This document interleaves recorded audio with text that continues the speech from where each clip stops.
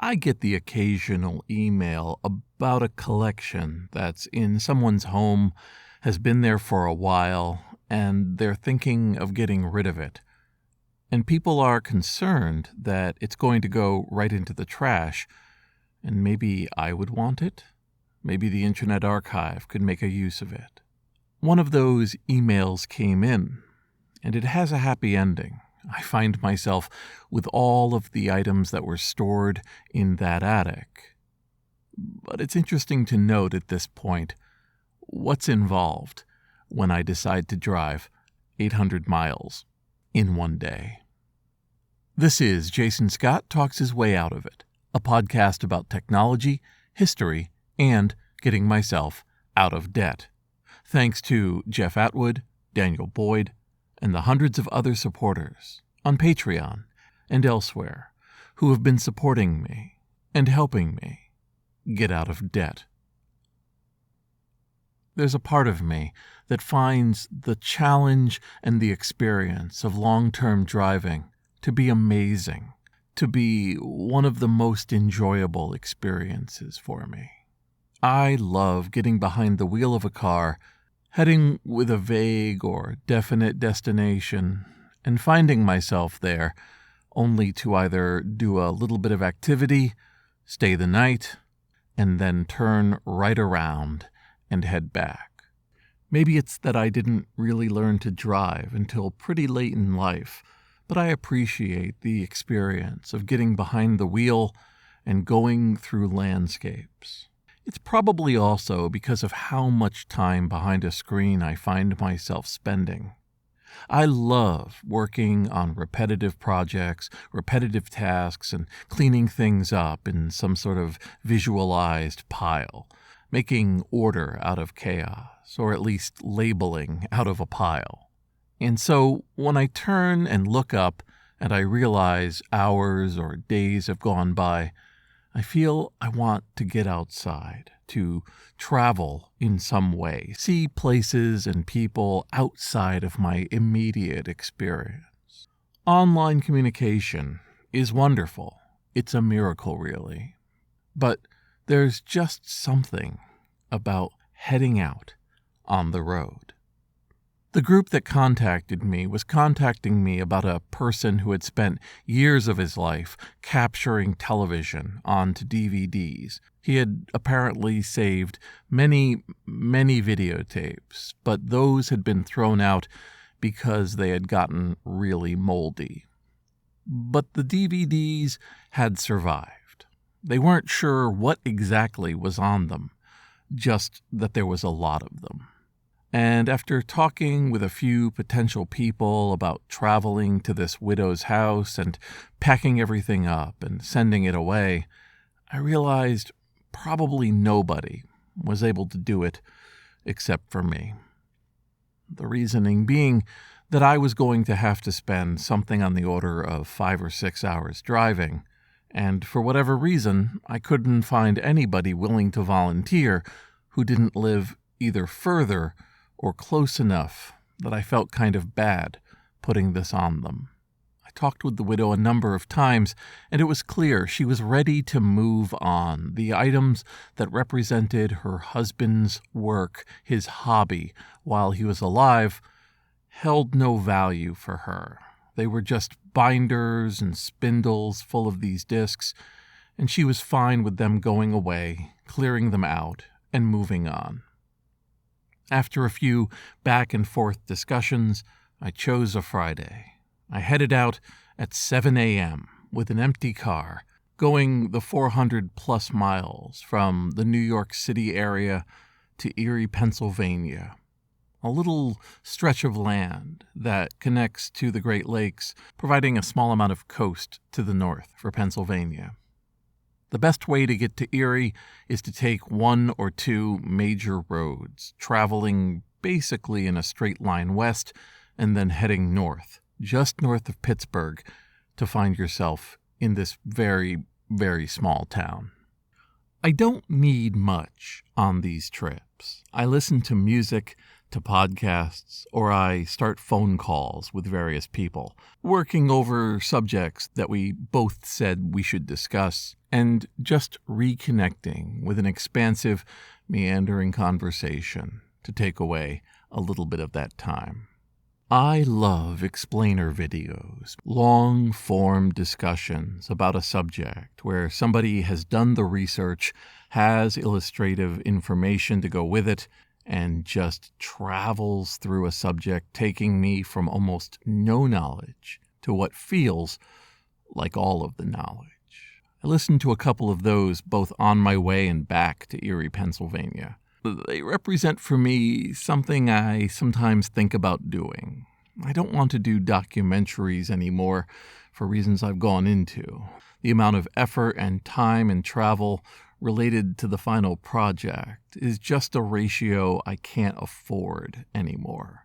But describing something, going from the beginning of an idea all the way through to possible conclusions or leaving conclusions to the audience, that's still on the table. Pennsylvania, during the day, on the highways, was rather quiet. Beautiful views of mountains and farms, a few towns here and there that would crop up around corners, provide a pile of the usual stores and usual franchises, and then we were back to green again.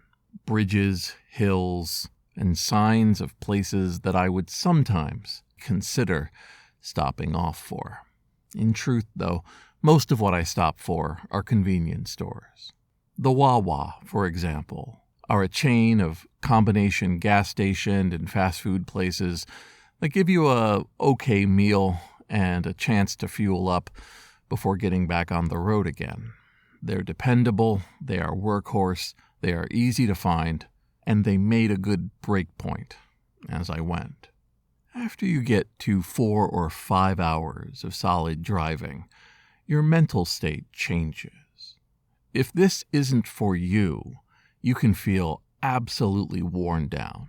For myself, I go into these fugue states that I come out of where I realize it's been 100 miles. I've been listening to something that's been feeding into my mind, and I'm barely aware of the road. I mean, I know the safety aspect of keeping out of the way of cars, of not driving too fast, of taking care of my presence and being aware. But I'm also not there. I'm considering long-form internal ideas that need to be worked over, to think about the ramifications, to find the through line, the thread that I can build from later. This is often where I come up with metaphors or narratives that I then explore when I'm back home.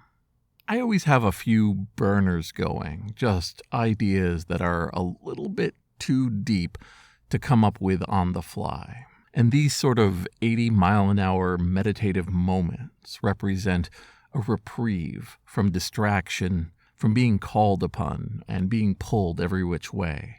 Just an unbroken piece of paper that I drag my mind across. In what would be expected at the end of what is essentially a relay race, I found myself at the garage of a tiny house in a tiny suburb in Erie, Pennsylvania. The widow was wonderful. She was delighted I was doing this. She was happy to talk to me, and she was convinced that there wasn't enough room in the car for all of the discs. And it was a lot of discs, to be sure. It filled the trunk, the back seat, and part of the passenger seat. I was definitely laden down with all of these DVD-ROMs, with these notes and pieces of paper that were all part of this collection. But I did make physics happen, and even though my car was now basically a solid block of discs, it was ready to go. I'd estimate we were there for about 30 to 35 minutes, talking about potential and possibilities, thanking her for being patient before I came, and saying goodbye to all of this, which in a way is saying goodbye to this person that she loved. It's important to respect how people put their hearts and their thoughts into objects, and while their loved ones who come after them may not see it the same way, there is a part of them that does. Driving somewhere is not that hard. Driving back immediately has the potential to be. You've already done it. You've already gone this distance, and now you're looking to go that exact distance back. If you're lucky, there are 2 different ways to go, that the way you go back is not exactly to the mile the way you came. This isn't the case in Pennsylvania, which only has a few major roads I could choose from. But still, that fugue state returned. Those towns came and went, with lights coming on, with darkness falling, and with me talking on the phone, hands-free, to a variety of people that were now ending their day and were willing to chat to somebody on a very, very long drive. Ultimately, after I got home and put all the items into storage, I started to work out how I was going to process these discs. And I have to say, these discs are okay. They're DVD-Rs, they're DVD-RWs. These are not stable items. They are organic material with small amounts of laser-burnt color into them to designate the data. Many of them 5, 10, even 20 years old. And I'm not getting 100% of the reading. On the other hand, when I do, it's often a pretty straightforward recording of television. Not necessarily news, sometimes entertainment, and in many ways, probably replaceable. But to somebody, to a person gone, they represented something worth saving. It's painless for me to have a drive going, a vigil, really, of this man's lifetime of preserving media. And if I'm lucky, if we're all lucky, there will be buried among these sitcoms and television movies and specials a few rare gems, pieces of culture that are otherwise lost. And in that way, the effort, the long drive, the stuffed car, the processing will absolutely be worth it. This is Jason Scott Talks His Way Out of It. Thanks to James Bekoyanu, Mark Pilgrim, Ernie Hershey, Michael Rubin, Craig Talbert, Dileep Reddy, Sean Kelly, Trixie the Cat, Martin, Symbionts, and Anonymous, along with the hundreds of other supporters on Patreon and elsewhere who have been supporting me and helping me get out of debt. As you might expect, the most important part about reading these thousands of DVDs that I've picked up is coming up with the least intrusive process. I found a basic DVD reader where you pop in a disc, it turns it into a folder on a hard drive, and then ejects it when it's done. All I have to do is place the next disc into the tray, over and over, as long as it takes. It's not a deadline. It's not a confined amount of time that it's going to take me to do this. I might even come up with better ways in the future. But what continues to be important in following process is that it is repeatable, functional, and eventually gets the job done.